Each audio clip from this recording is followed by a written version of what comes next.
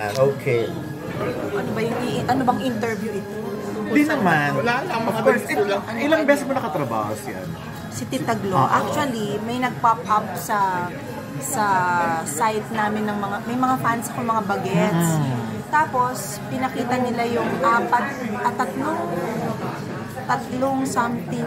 It was a GMA Telesine. Okay. So nakasama ko si Charito Solis, si Tita Gloria, at saka si Nida Blanca. So all of them passed away. At Romy Susara ang director. Okay. So, iba-ibang project yan ha? No, this is one project.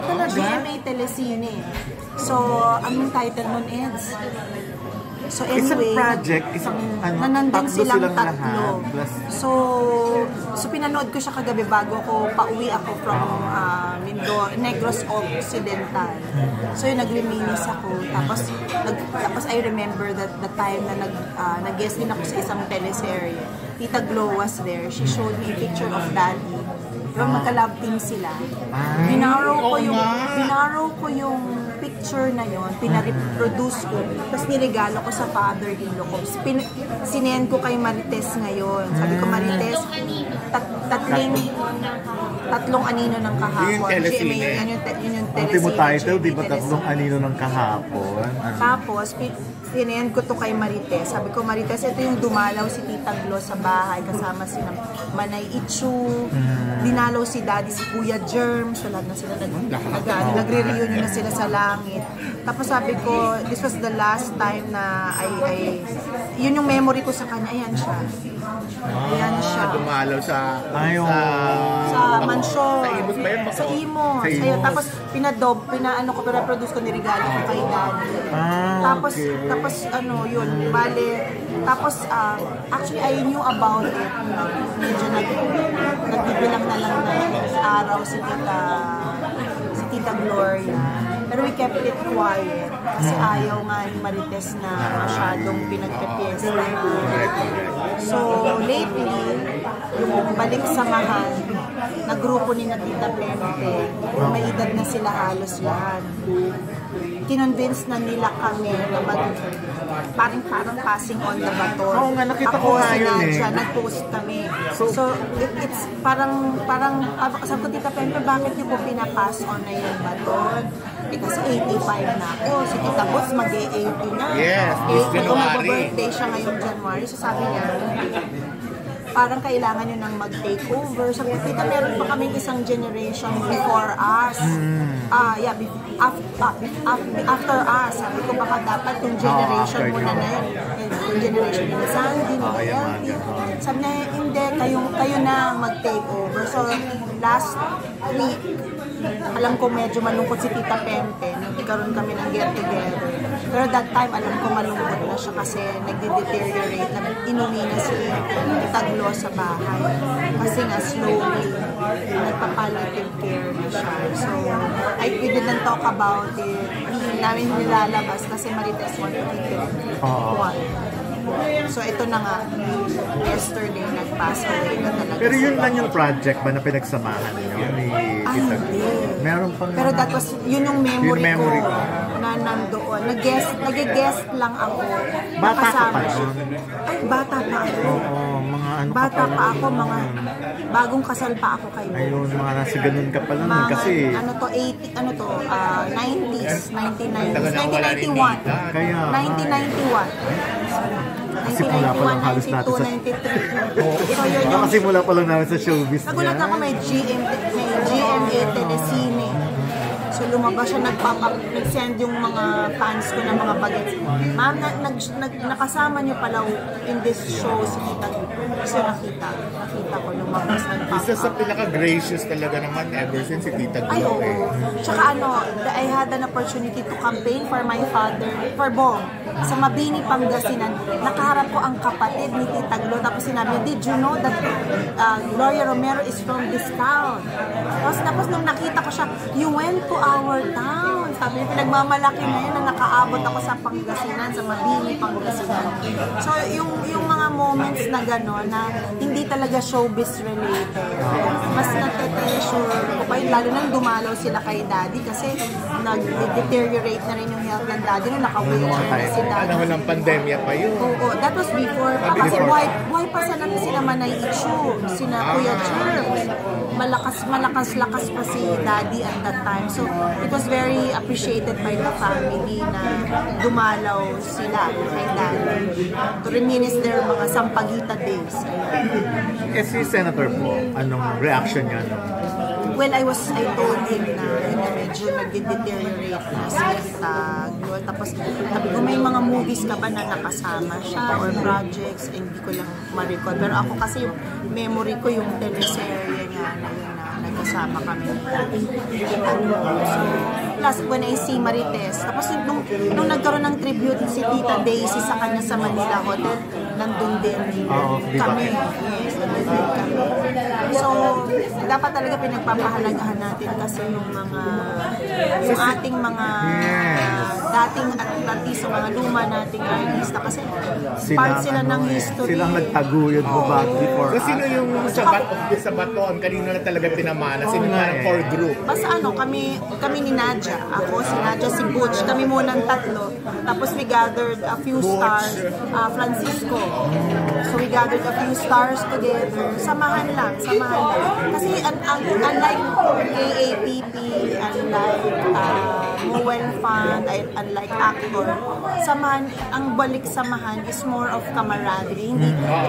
It does not have to do with work. Hindi siya rights, hindi karapatan nating mga artista. Hindi, it's just kamustahan. Reunion. Kailan nangyayari? Kailan ginagawa? Every year ba yan? Quarterly. Quarterly. So last December nagkaroon. Unfortunately, I was in may event akong pinuntahan. Meron ngayong January nag-start kami. So by March, ulitin namin ulit. So it's actually it's more of caring for the older stars, itong batch ng younger stars. So it's a very good thing nakasama namin si Tita Nova, si Marisa Delgado, si Tita Pempe, si Marita Sobel. So yun yung mga nakasama. Pero pag December, ay halos kompleto sila. Nagkataon lang na may event na si Tita Boots. Okay lang. Nagkataon lang na mayroong event si Tita Boots.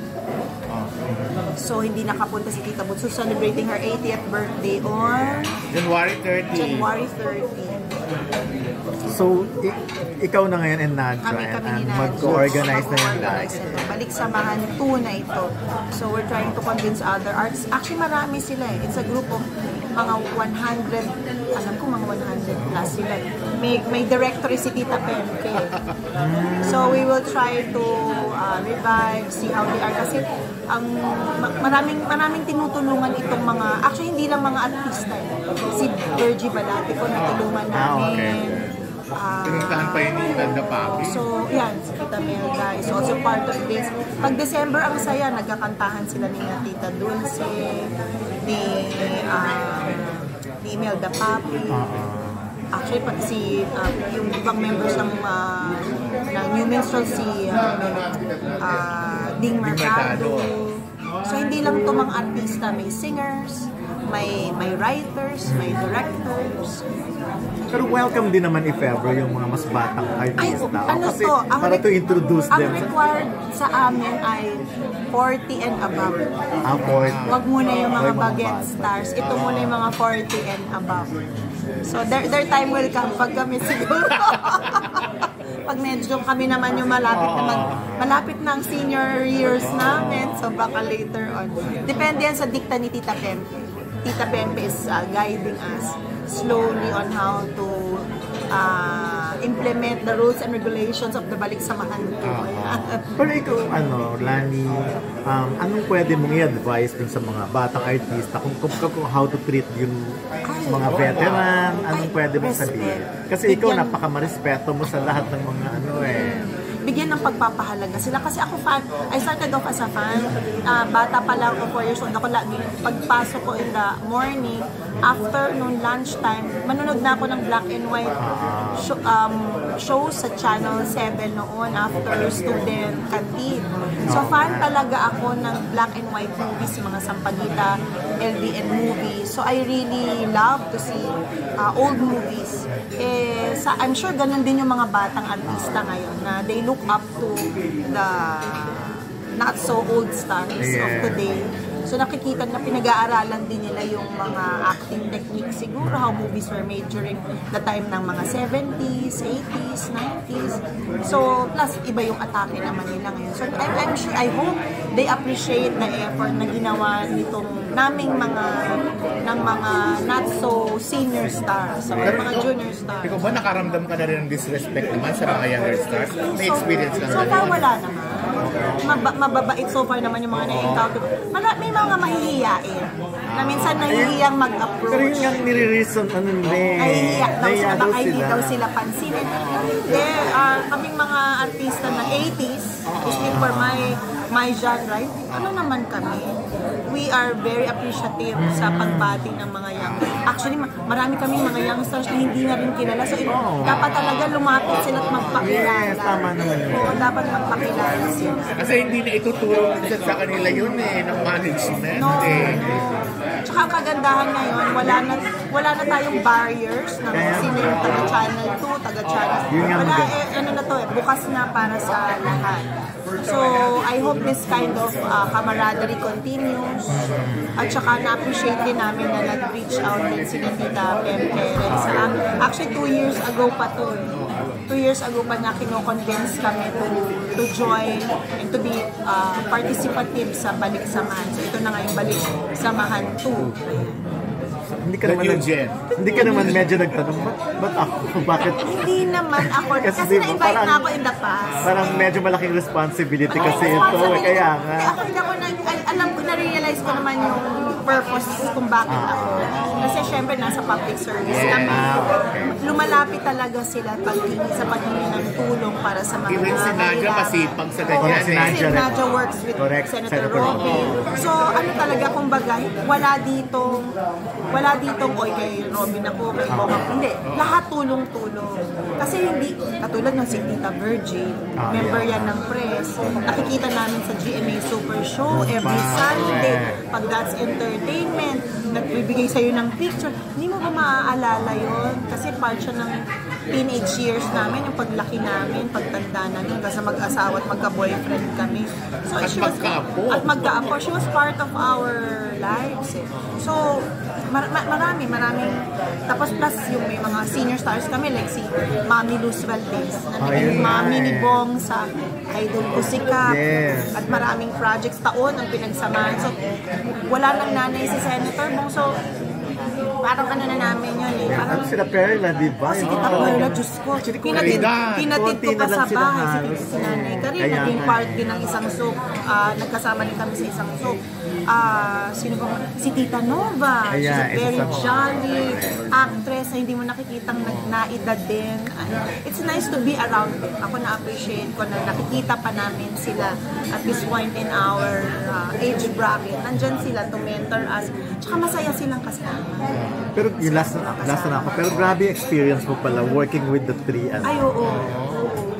Great actresses. Oo, grabe. Tapos ito na yung si Tita may napatunayan ka ba nung time na yon? Well, sana I mean, ako-consider ka na ba as best actress? Or wala na.